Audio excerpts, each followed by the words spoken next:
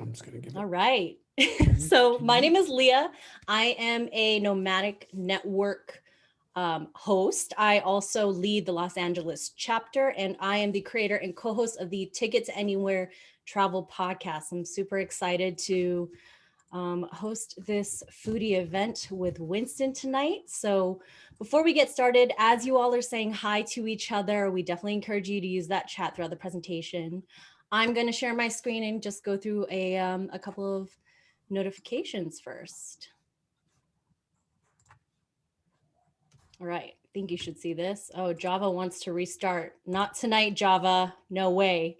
Okay, so like I said, we are the Nomadic Network. We are a global network of travel enthusiasts started by Nomadic Matt, who is like the OG budget traveler back at the end of 2019. And we were doing live community events in over 22 cities across the globe. We're travel enthusiasts who support each other to travel for longer, cheaper, and better. So when COVID hit, of course, almost a year ago, kind of crazy, the world went into lockdown.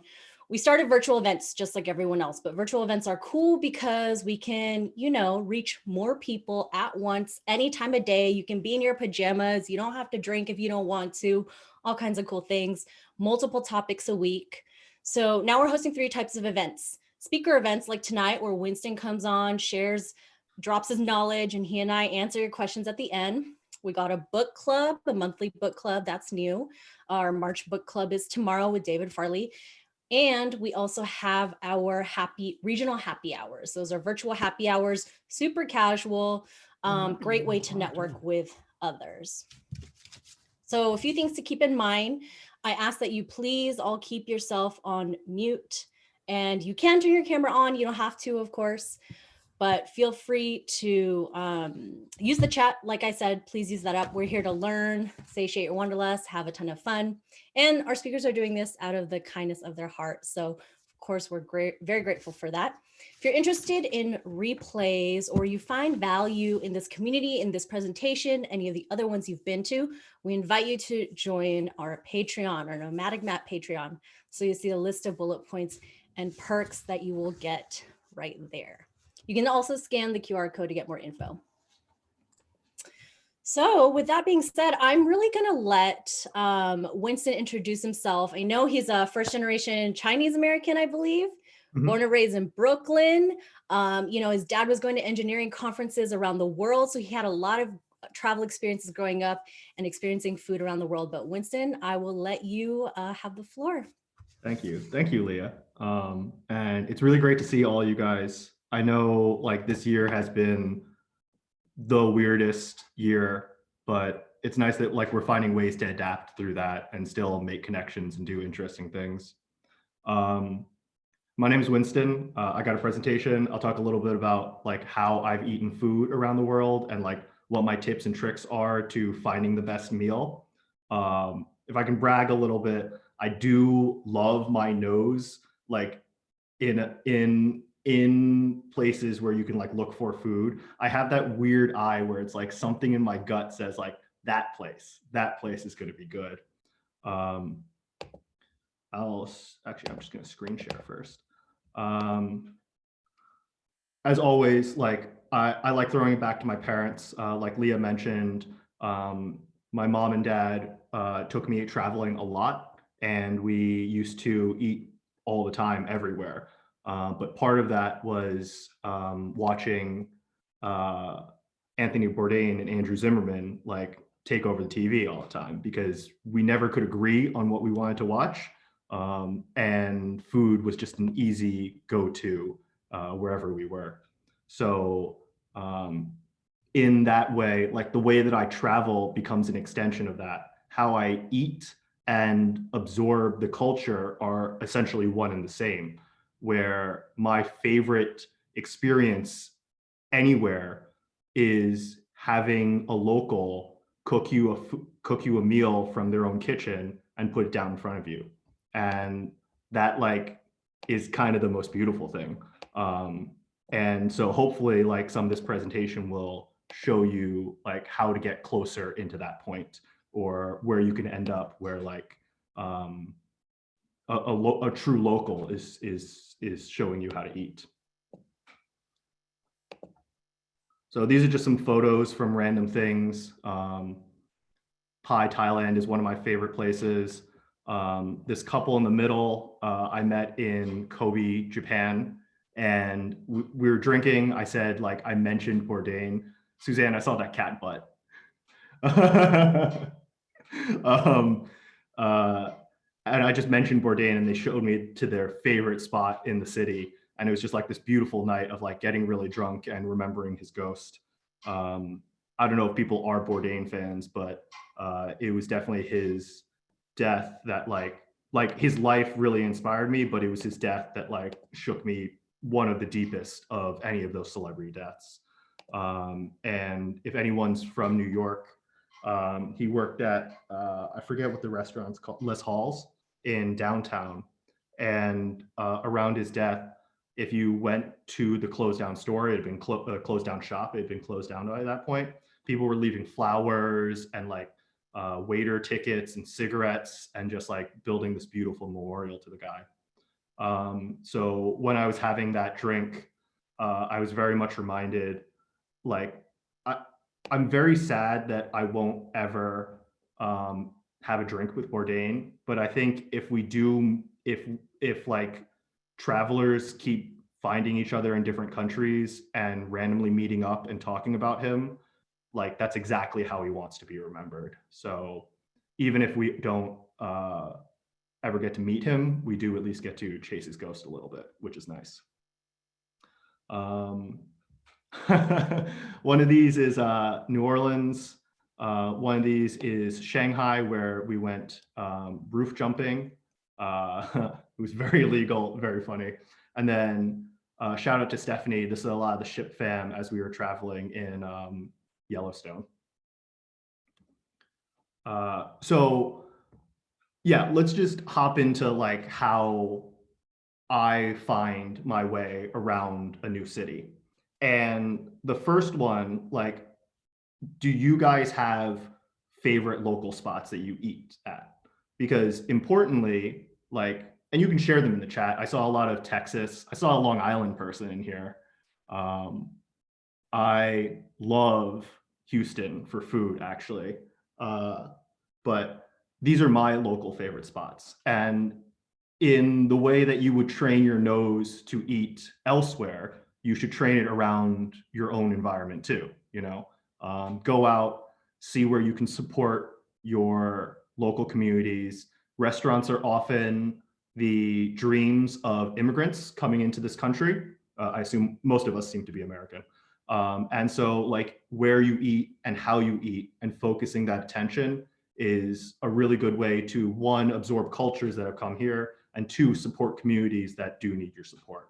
And especially in COVID times, like you've got to be paying attention to these things, because unfortunately, like life is just a lot harder nowadays, and it requires all of us to take like important measurable steps to seeing what we can do to support. So, you know, not to get too preachy, but like avoid like Grubhub or Uber Eats and like walk into your place and then just say hello to whoever's at the register and pick up your food. And, you know, it's just like, it's a great way to get to know your community. It's a great way to train your gut, and it's a great way to make impact in the place that you live. So I think for all of those things, like before you start eating everywhere in the world, try eating around your neighborhood, see what looks good, what throws you off a little bit, you know? I didn't try this Yemen place for a long time because I didn't know what Yemen food was. I didn't know, I love Nola. I'm taking my dad.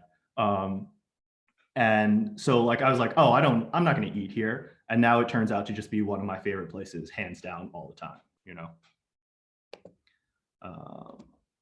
So these are like, in that way that I said, like grandmas are the, like, here's the real question. Of all of the food you're ever going to eat around the world, who makes the best? Anyone have any guesses? Who makes the best plate of food in the entire world?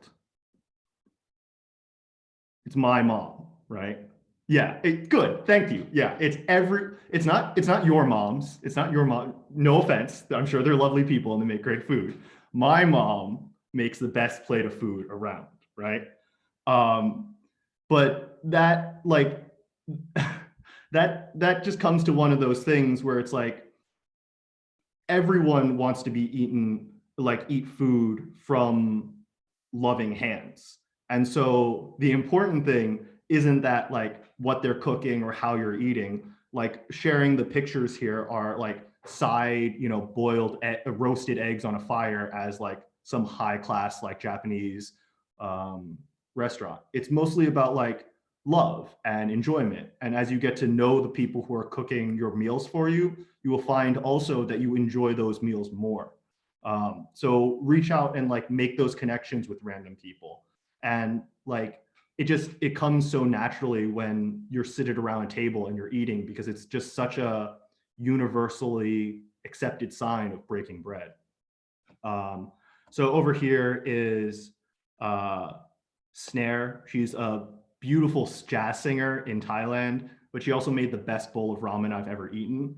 And I just traveled through Japan going into Thailand and like blew my mind.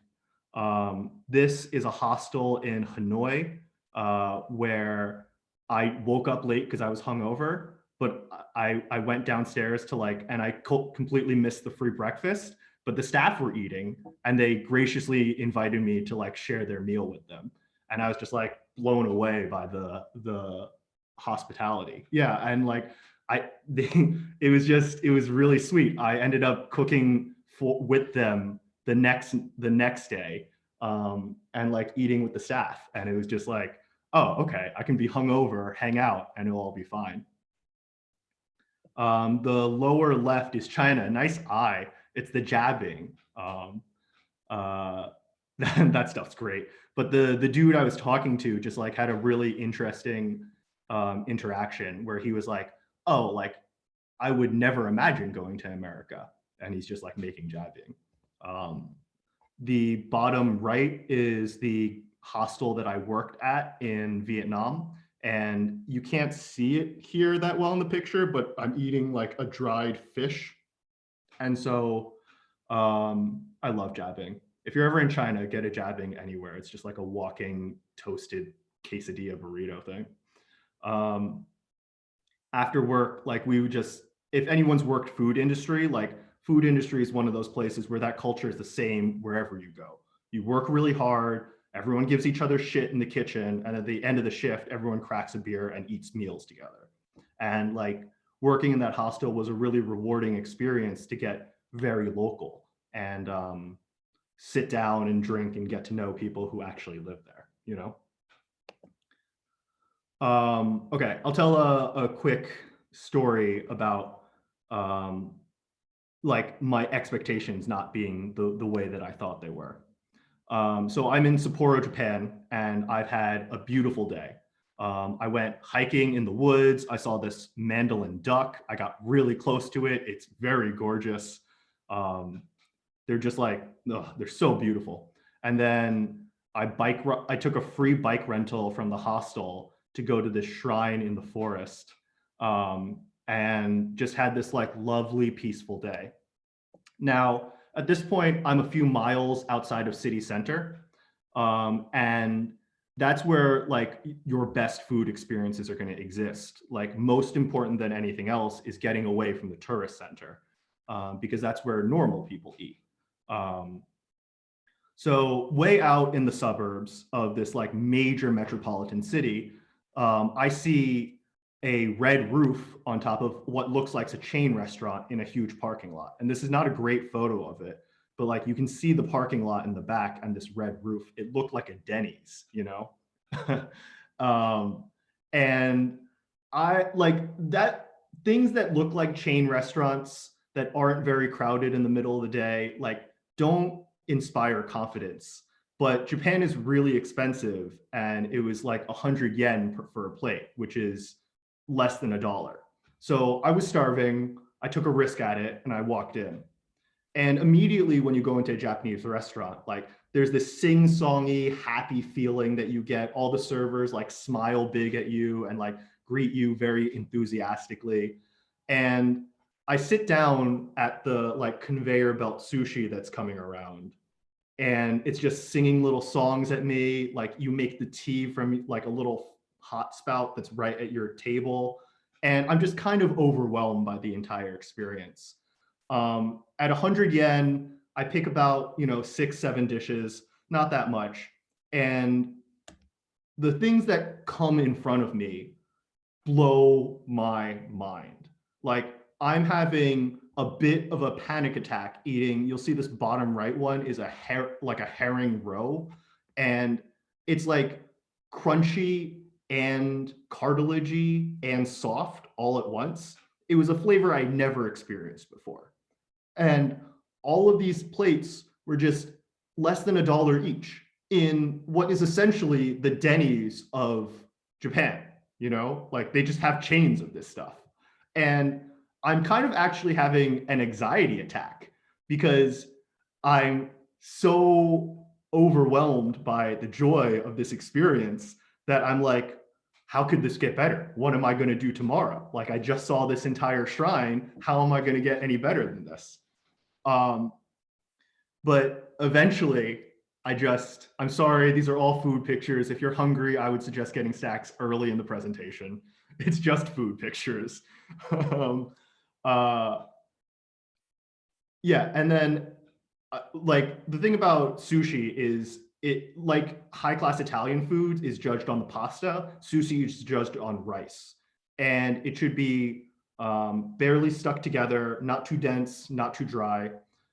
It should be rinsed of a lot of its starch, and each granule should be uniform in its shape and texture. And then the flavors are mild but distinct: mirin, vinegar, salt, sugar, all in balance. All of those were amazing plates on which they put salmon that was powerfully oily, flame charred, and clean, and shiso, which is like basil and mint had a baby, that was a nice throne for the snappy squid. That tempura shrimp that you see up here was delightfully hot and snappy and like just amazing in its batter. The entire process had cost me less than $7, and I gorged myself. I couldn't eat at the end of it. The conveyor belt continued to spin. Someone had ordered an ice cream sundae with 2 strawberry pokey sticking out of it. It ran down the way to a little kid and his family who were just like going out for a nice meal or something. When I finished, I waved and bowed at all of the staff and spun and danced my way to the bike rack before biking home. I was just filled with love and awe and inspiration at that point, and it was just one of the best days of my life. So my first tip is always get out there, like as far out there as you can. The further you are from the city center, the better your meals are going to be, the more interesting the more rewarding it is, and the more interesting it is. But I'll go through like a couple more tips, but if anybody has actual tips, I'll always steal from you. So if you have tips on how to get good food or what it is that you're looking for in a meal, please share them in the chat. Mom and shop pops are the best. That's why the chain blew me away. Like looking at this chain store in Sapporo, Japan, I was like, I can't get a good meal out of here, right? And yet sometimes it just blows you away. So even if I give you tips, none of them are set in stone. None of them are supposed to like be hard and fast rules. They're just advice. Local places that are always crowded, non-English menus, couch surfing hosts who cook for you is a great one. Yeah, so for all of this, my first and most important tip is listen to your own nose and gut. Like walk around, see what looks good, smell what smells good. And if it does smell good and other people are eating it, just take a plunge, right? No one is going to be able to show you your best meal. If you want good meals, you have to risk bad meals. So don't be afraid to just like kind of try something different and see what that looks like. I use Happy Cow a lot, actually. So if you are vegan or interested in eating more vegan meals, Happy Cow is actually like surprisingly good for getting you vegan places in the most random locations while also being like a high level of food. Um, I use Google Maps because the entire world uses Google Maps. I've read food blogs for certain countries. The Michelin guidebooks actually can be pretty good. Nice link on that Happy Cow, yeah. It's for vegans, but it's actually like generally good. Particularly when I was in Southeast Asia, like a lot of them were vegetarian and vegan by nature. So it was a very easy transition, um, and it didn't take away anything from the experience.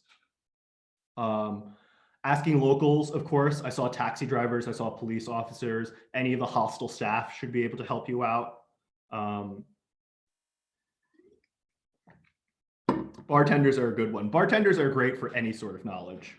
Um, and leverage your fellow travelers, right? Whoever like is in the hostel with you, if they have had a good meal, ask them about it, ask where they're eating, ask if they'll join you for dinner next night, right? Maybe they're cute. Maybe you're like, hey, want to get a beer? Want to go eat something? It works like surprisingly a lot for hostel livers. Um, One tip that I really like, actually, that I rarely see anyone else think about is eat fresh fruit. If you're in a place that has fresh fruit or produce, and there's almost always someone like with a wheelbarrow or a push cart that's selling you mangoes or peaches or whatever it is, coconuts.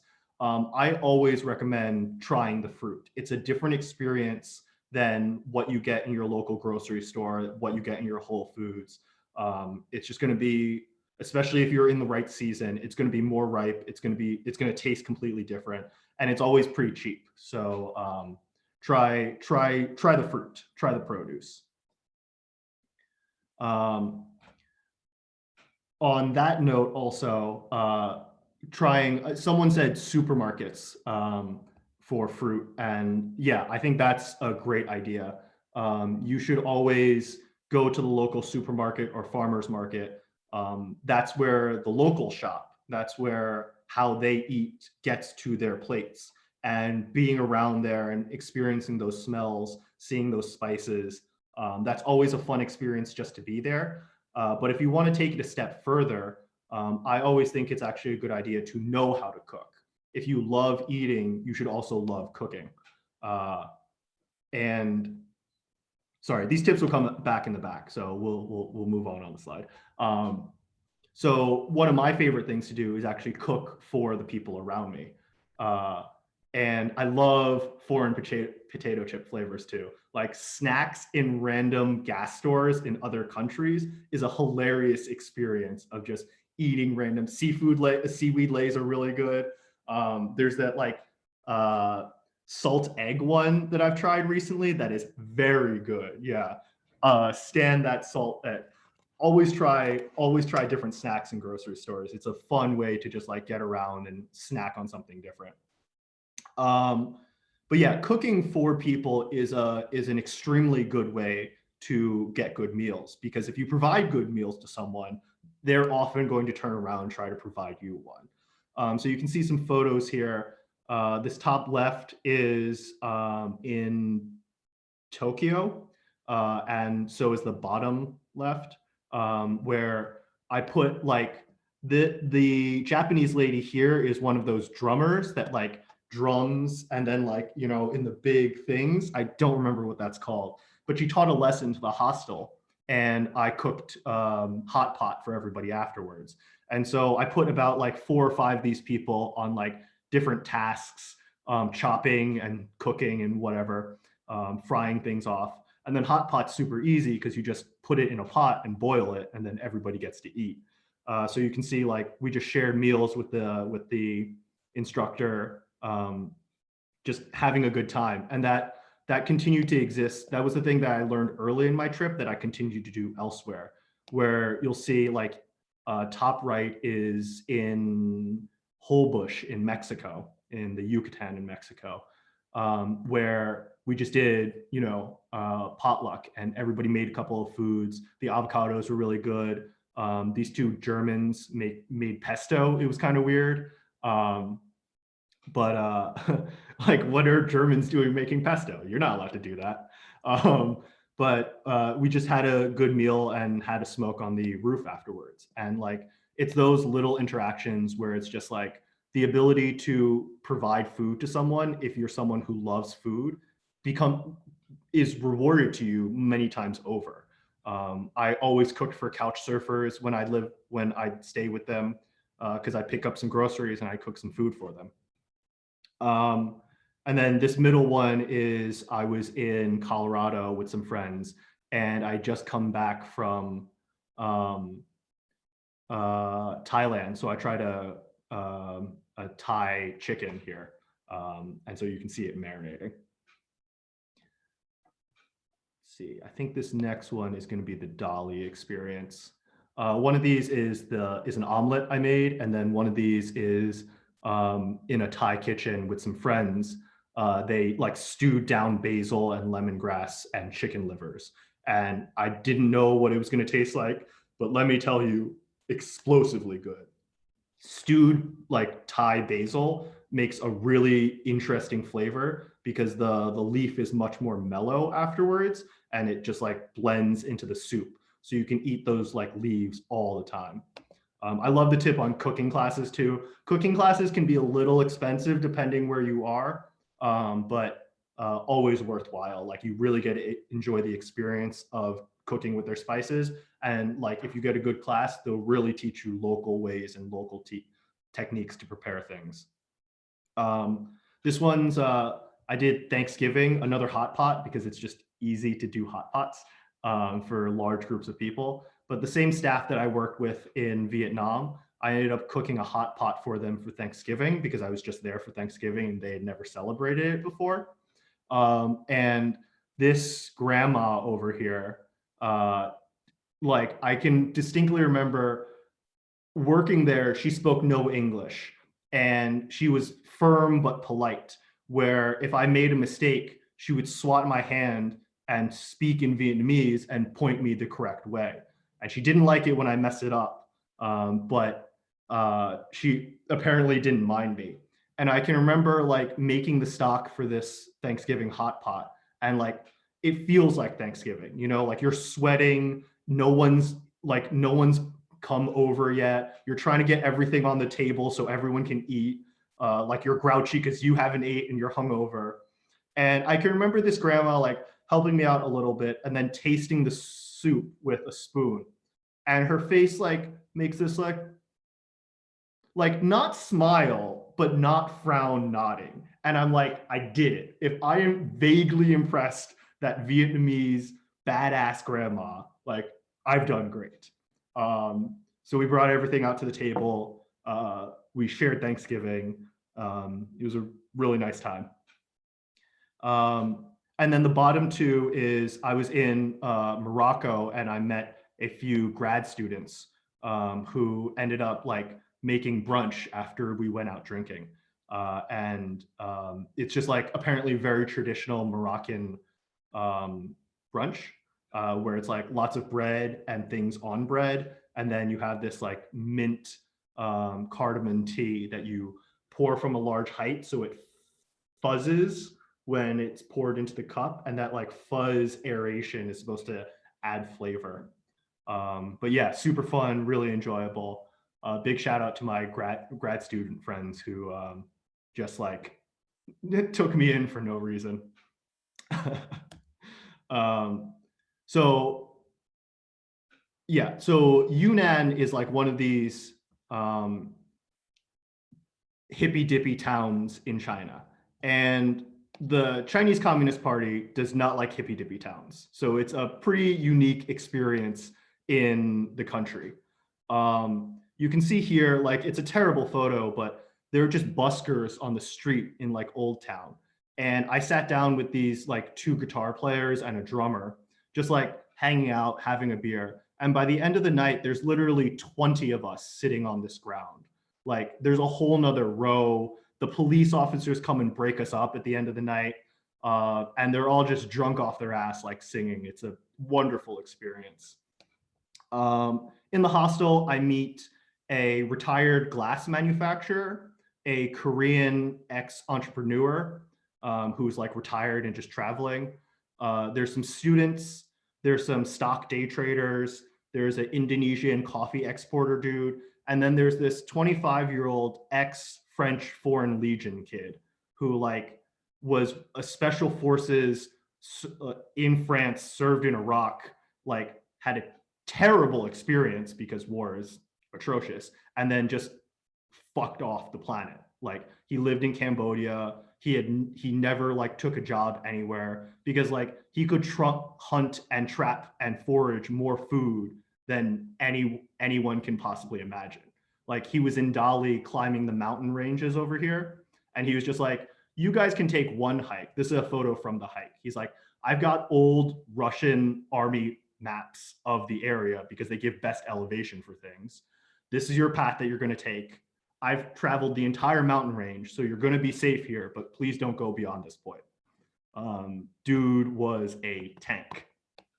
But that really, and I think all of us travelers know, like those tables become combined with lots of people from many different stories all the time.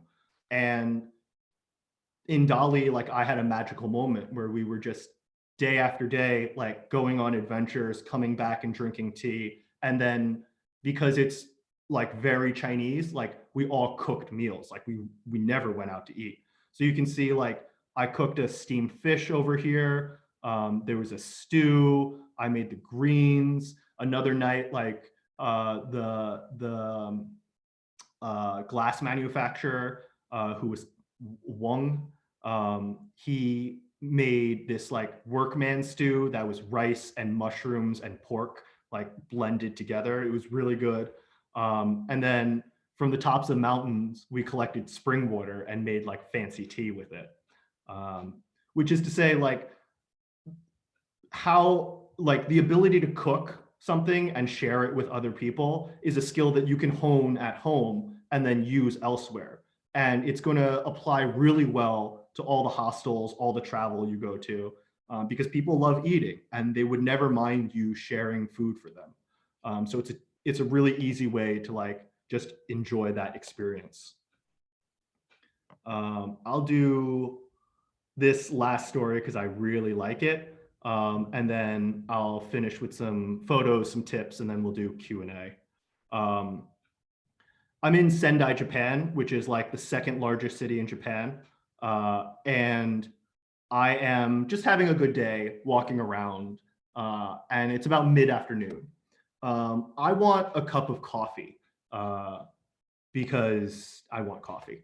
And I peek into this shop. I'm coming across that street over here, and I peek into the shop, and it doesn't look like a coffee shop. So I'm like, okay, I'm moving on, and I start walking away. I don't make it more like I just make it right past the door before Handai, the chef, comes in his full chef attire, comes jogging outside of his store to come say hello to me. And he's like, oh, come for lunch, have lunch. And I'm like, oh, do you have coffee? And he's like, coffee after lunch. And I'm like, no, thank you. I just wanted coffee. I make it about 200 meters away from the store before I turn around and go, yo, if a chef of a restaurant just invited you to a meal, turn around and go back. So I end up having this beautiful traditional tempura like lunch. This whole lunch plate cost me 900 yen, which is like 8 something. And you can't tip in Japan. So it's like when they say it's 900 yen, it's 900 yen at the, on the dot. I met his wife, which you can see in the bottom right. She gave me like a little gift of like origami folded kimonos. You can see these boxes over here are 300-year-old antiques. They used to hold rice wine. 900 yen is about 8 something. Like it's about 100 yen to $1, but it's about 110 yen to $1, depending on whatever. So these are like 300-year-old samurai rice wine boxes that were his like prized possession that he was showing me. And he spoke great English. He was trained in LA, which was hilarious. Yeah, right. And he's just trained in LA as a chef, and then like apparently lives in Japan. So we had a great time. It was a great experience. Like you never know where good food is going to come at you sometimes, but sometimes it's going to hit you in the face and you just got to accept it, you know, and you got to run with it. I wrote that man a very nice Google review, Google Maps review, and it's gone like minor viral in Sendai. So I'm big in Japan apparently. Um, uh, the last tip I really like before going into like just the full list is always eat ice cream. If you want ice cream, get ice cream. Expensive ice cream, cheap ice cream, whatever it is that you want to do. If you're traveling and you're walking around, you might as well be walking around and eating ice cream at the same time, right? Like coffee works too. Like coffee, ice cream, it's like, oh, if you don't want sweet and you kind of want savory, go for coffee, totally fine.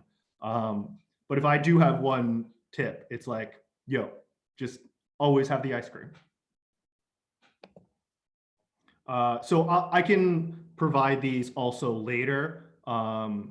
If you are interested in following me, I have a travel blog. If you like the Bourdain stuff, a lot of my travel pieces are actually written as letters to Bourdain. But to summarize, eat local, eat street food. The grandma who's slinging tacos has been doing it for 20 years. If it's a local food cart and everyone's crowded around outside of it, you're probably going to be good. Use your fellow travelers. Happy Cow, Google Maps, blogs, Michelin star books, all of them. Eat the fresh fruit. That's a big one. Like eating fruit in other countries is always going to be a great experience. Eating fresh produce and shopping and cooking from those local markets are also going to give you another range of experience into that culture. And then sharing that food with couch surfing hosts, friends, strangers, or even just eating with them is always going to be a great experience. If you're really ambitious, I've done a couple of shifts in restaurants in other countries. Often if they cater to tourists, you can get a wait job easy because they want someone who can speak English naturally. And if you're good at prep or in a kitchen, that language is universal. I've chopped plenty of potatoes and mushrooms and made French fries. And if you work in a restaurant, you at least earn a meal, you know? And then, like I mentioned afterwards, sitting down with the staff and cracking open a beer and eating what they're eating, definitely one of the best experiences. If you don't know something, feel free to ask it. I remember I was working in Thailand and some of the locals were cooking a pot at their like section of the hostel where they lived.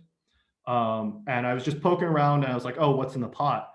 And they were frying grasshoppers that they had caught from the field. And they like offered it to me in earnest. And if you're ever offered something, I've eaten bugs before, they're not my favorite thing, but like whatever. And if you're offered something in earnest from like the workers, you got to try it. The funniest thing is like, I ate that grasshopper fresh from the field, like cooked by like local hands, and it was amazing. Like it was just very wheat, very crunchy. Like you barely could tell it was a bug, right? And like I ate 3 or 4 of them, not even a problem. The workers were like, "Oh, this guy's a weirdo," but it was good. It was really good. So honestly, farm raised bugs might be the way to go. Some things to avoid: big tourist traps, anywhere that you're surrounded by foreigners, whether it's drunk teenagers on holiday or the retired couples that came in from the ferry. If you're surrounded by those types of people, you're probably not getting the best meal. If the place sells more drink specials than it does food, also be wary because you're probably there to drink, not to eat great food. If that does happen, try walking along the street. Someone selling food to the drunk locals, the drunk tourists, like that's going to be a great place to get a meal. English menus and unclean bathrooms are both things that aren't killers, but things to watch out for. If the menu's in English, if you're think they're catering to you, like it's okay. It could be fine. We'll do a quick one on bathrooms and water. As a general rule, the cleaner the bathroom, the better the food. It shows like care in the experience, but the rule isn't exclusive. You can have great food with dirty bathrooms and bad food with very clean toilet bowls. And like just because it's dingy doesn't mean it's going to be bad. It just, in general, the tidier the place, the better. As for drinking the water, most people advise against drinking tap water from other countries. Do your own research. If the water is said to be potable, you should try to drink from the tap. Immune systems are pretty strong. I saw a question somewhere earlier that's like, have you ever gotten food poisoning? I have, but and like inevitably you will get food poisoning. But one of the things is like your stomach can deal with food poisoning and is actually pretty strong. You can change the biome in your own stomach.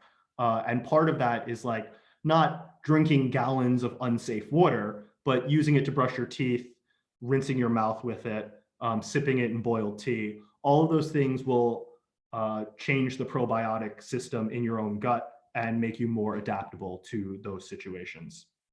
And then the last one is, the last reason I like the tap water thing is plastic water is really expensive, not only on your wallet, but the environment. The shipping, production, and waste of a water and water bottle is really bad, like disgustingly not good. And in many places, you're not doing anything because the water is potable, you know?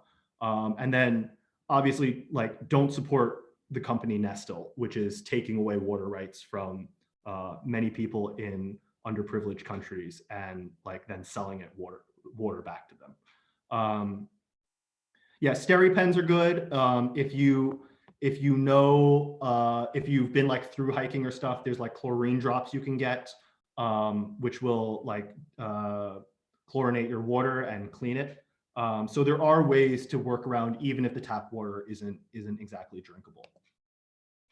I think that's really the end of the presentation. I'll say this last thing. Walking around is going to be your best friend at all of this. Use that time to engage your senses, smell and taste, sight and sound. Ask around, poke your nose into different situations, anything that catches your eye. Food is like an art form. There's a lot of subjectivity in what makes a good meal, but authenticity and intention are most prevalent. You can't force or fake great food, but a willingness to explore and try something different will do a lot. Thank you. These are just pictures of all the meals I had. If you have any questions, type them into the thing. If you want to hear more stories, we can talk more stories. Someone was talking about fast food experiences. I don't love fast food in other countries, but I will sometimes try fast food in other countries. White Castle in China was really good. McDonald's in Thailand was really good. I met this dude who did barbecue, who was Korean. No, he was from Kansas, but Kansas City, Kansas, not Kansas City, Missouri. And I agree, McDonald's is good everywhere else except America, or at least like, okay, whatever.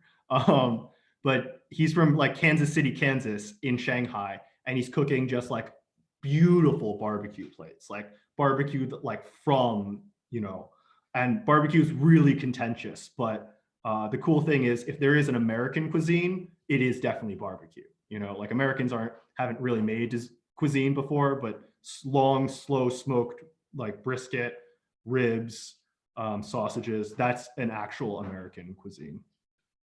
There's a curry burger. Thank you for listening. And then if you want to follow me, you can follow me at these things. Cool. I am done talking. But are you really done? I mean, hit me with those questions though. Like. Wow. We got in a ton of amazing questions in, and I just felt like I was kind of at a sermon. Like everything you were saying, I was like, yes, preach. That's it. Facts. like every single thing. And I'm sure, I mean, judging by the chat, I think y'all agreed. So I dropped Winston's contact information in the chat if you want to get in touch with him and talk about food for days. But we're going to get some of your amazing questions answered. So I think you know what the first one's going to be, but I'm going to combine it because two people asked similar questions. So Lisa and Ali want to know, what is the most unique food slash dish you've eaten and where? And Ali wants to know, in your opinion, out of all the countries you've been to, which country has the best food? So Okay. unique and best, if you can separate that out. Yeah. I mean, hard questions, right? Like picking between favorite children. There isn't a place I wouldn't go and try having a meal. For favorite food cities, I would go Hong Kong, Barcelona, and I'll rep New York because you can find anything in New York. So Hong Kong, Barcelona, New York.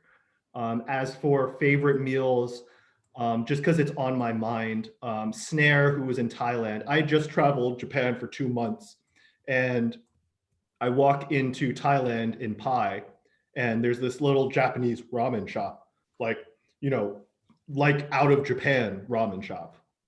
And Marcus, who's from Sweden next to me, goes like, "Oh, I've never had ramen before." And I'm like, "What?" Like, I was in Thailand. I didn't expect to eat ramen, but we're going now. Here we go. I meet Snare, and she brings out this dry chef special ramen. It's cutie pie mayo, sesame oil, and like reduced stock, and no broth. And then there's a pork spiced. Wow, I just salivated thinking about it. There's a pork sliced like belly that's Thai spiced and sliced thin, and then somehow she knew someone who got real wasabi from Japan and brought it in, and so that combination of things on this dry ramen that I never experienced before, even though I'd been through all of Japan, was one of the best meals I've ever had. Oh my God, it was so good. It was because the wasabi and the cutie pie mayo like mixed together to make this beautiful silky sauce. Oh, so good. That sounds amazing. And I mean, like, does everyone agree that the way you describe food, Winston, is unbelievable? Like you are, I mean, you obviously you must be a writer or something, because I'm just having all these images in my head of how great you are at describing them. Pie is great. Drop a me in the chat if anyone here has been to Pie Thailand, because I found some of the best vegan food ever when I was in Thailand. And I let the people at the front desk at the hostel take me. I was like, I'm gonna get food. We're like, we're taking you to this vegan place. I'm like, okay. Where'd you stay? Common Grounds. Oh yeah. I knew the Common right Grounds. next to the street market. Yeah, I love it. It's one of my favorite hostels actually. But yeah, Pie Hole. Go to Pie and then never leave. And then I'll meet you there soon. It's magic. Pie Thailand. All right. So Heather has a question about people with like food sensitivities or allergies, gluten, nuts. Do you have any advice for those people or those that have different or diet preferences, like being vegan? I know you dropped Happy Cow and using like other resources, but do you have any other special advice or anything you've picked up during your time traveling? Yeah, I thank God, genetic lottery, am not allergic to anything and do not have dietary restrictions, which is very nice and a huge blessing. But if you do have dietary restrictions, I would consider learning the words that you need to learn in the local language and being very strict about them when you approach the meal. Most people understand because other cultures do have food restrictions or diets or have met people like that. But if you don't communicate with the word, you might run into trouble. I would keep an EpiPen on you and like some Benadryl also, but I'm sure those are things that if you have serious food allergies, you're aware of. But yeah, just in case, you know. Yeah, great tips, of course. Ryan has another great question of how do you decide what to order from a menu that you can't read and there's no photos and there might be a language barrier? Great, huh? Question. There's a bit of a funny story. I can speak Chinese, but I can't read very well. I read like a 3rd grade level. And I made a friend who's from Maryland, who's Black, who was teaching English in China, but also like was learning Chinese. And his Chinese wasn't better than mine necessarily, but definitely better than mine, especially in reading and writing, right? Like he knew the technicalities, even if he wasn't as fluent in speaking. And so hilariously, we would go out to eat or talk to like Uber drivers or whatever, and he would just drop bombs of Chinese knowledge at these people. So when we went to restaurants, he ordered off the menu for me, which is hilarious. Um, if you don't know how to read a menu, don't be afraid to ask the server what is good to order. Um, Making a mild gesture at the menu that isn't in English will probably get you far enough that the person will just give you something to eat. Um, that being said, if you know some of the local dishes of the area and you can pronounce them, you can just try those in different restaurants, particularly if you think the restaurant's very good and the local dish is something that you like would like or do like, you know? Yeah, absolutely. Yeah, you got lucky with someone being able to help you. All right. So let's do a family one. Kim wants to know, what is your favorite dish of your grandma's? And what or where is the food that's the closest you've come to it? So I love that question. One of my earliest memories, because Chinese mothers, parents will often take care of the kids when they're first born, like they just come over or whatever.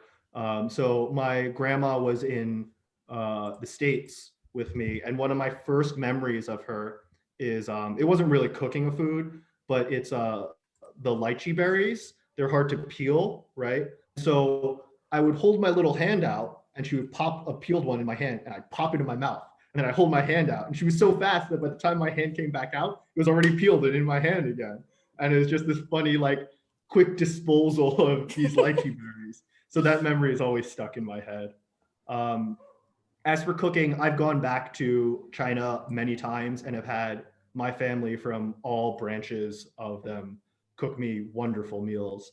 One I remember quite fondly was they love crawfish in China, but I love crawfish from New Orleans, and I saw a lot of New Orleans things like crawfish boils on Mardi Gras in the backyard of someone's house. Amazing. Like if someone's not eating the heads, you steal it from them. You're trying to see who can peel them faster, really, because it's almost kind of a competition on that big table on who's like Mhm. getting more. Um, but yeah, I had crawfish in China that my cousin cooked me, and it was really delicious, like 5 spice um, scallions, ginger, really good. Ooh, that sounds incredible. Mm. I think everyone's getting ready for a second dinner if they already had their first one. So Steph has a great question. Do you keep a list or Google map like Nomadic Matt does of all the places you've visited? I write a lot. So there is a lot of any place that I go, just about. I just came back from Connecticut, which no offense if anyone's from Connecticut. I'm sure it's lovely, but it's pretty suburban. I moved my friend out there. So I didn't write a blog piece about that. But generally, like if I'm somewhere, I'm journaling a lot. And if I'm journaling, I will remember the places that I go to. But that's my creative outlet. Like if you have a creative outlet, whether that be photography or like a lot of Dutch people love using polar steps, which like tracks where you are. Um, yeah, so like you can journal online or whatever, or track your locations. However that happens, that's got to be like more personal of a habit, I feel like. Hmm. Hmm. So this just popped into my head. Do you take photos of every single thing you eat or try? I you know the I wish I were better at it, but I also sometimes hate the experience of doing it. Like some of those photos are actually Hmm. going back to places and taking a photo of the meal afterwards, after like the next day, because I've just wanted the memory. So it's a little bit of both. Um, I do like taking a photo of a meal just to remember it, and I definitely tried to do that while traveling because I was writing and producing a blog for it.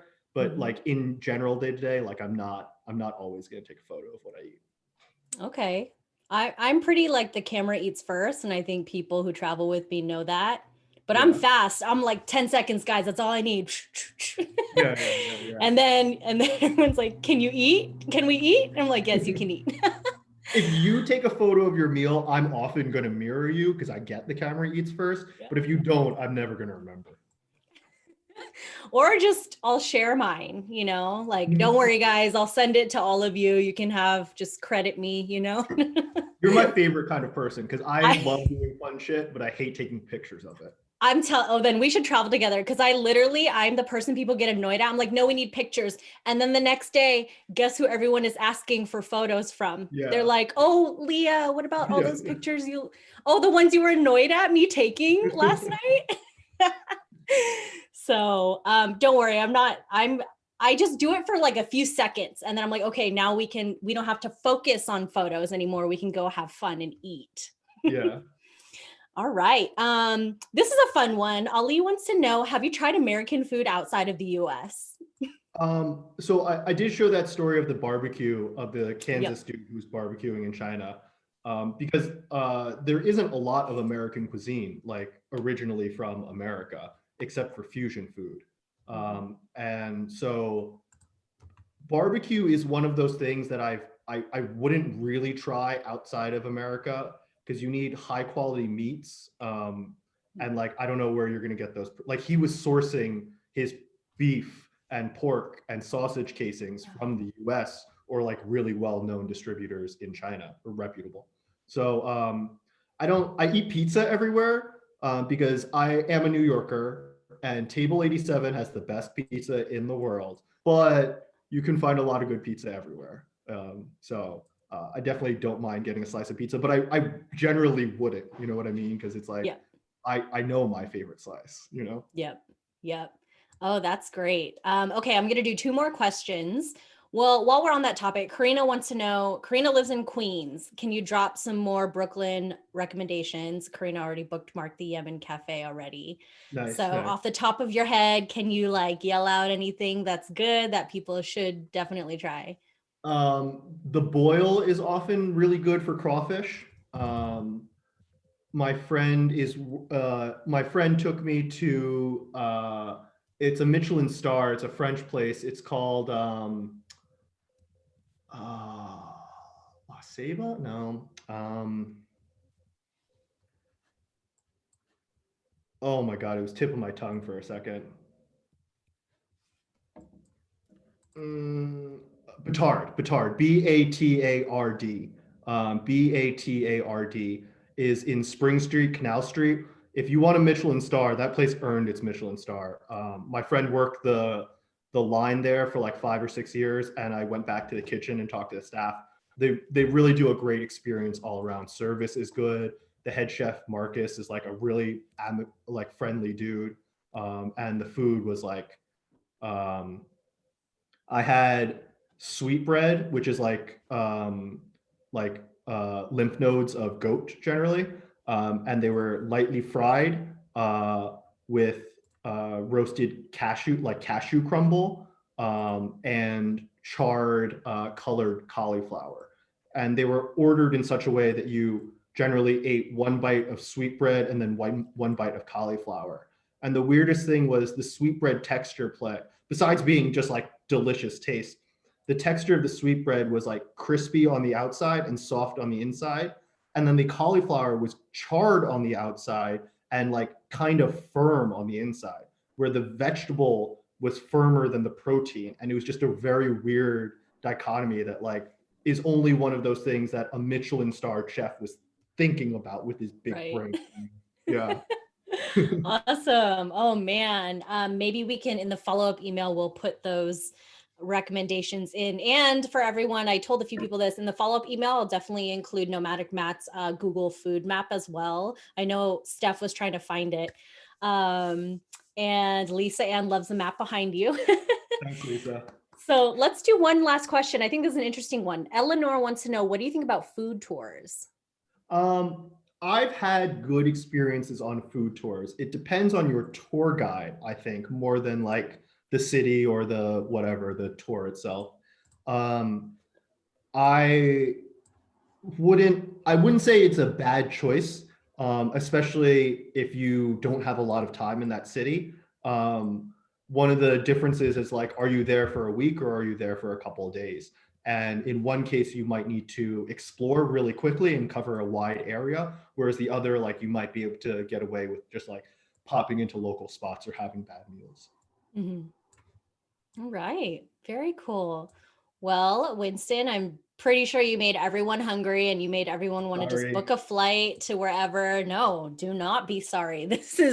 We all signed up for this. So your photography is amazing and you definitely have a way with words involving food. It Thank was you. fantastic listening to you, and I'm sure Thank you. everyone could agree. Everyone, I dropped Winston's contact info in the chat. If we didn't get your question answered tonight, please reach out to him. He's super friendly, and he's a great artist, you know. All right, so thank you again, Winston. Everyone, I'm going to just close out with a couple of slides. And sorry, not sorry, we made you all hungry again.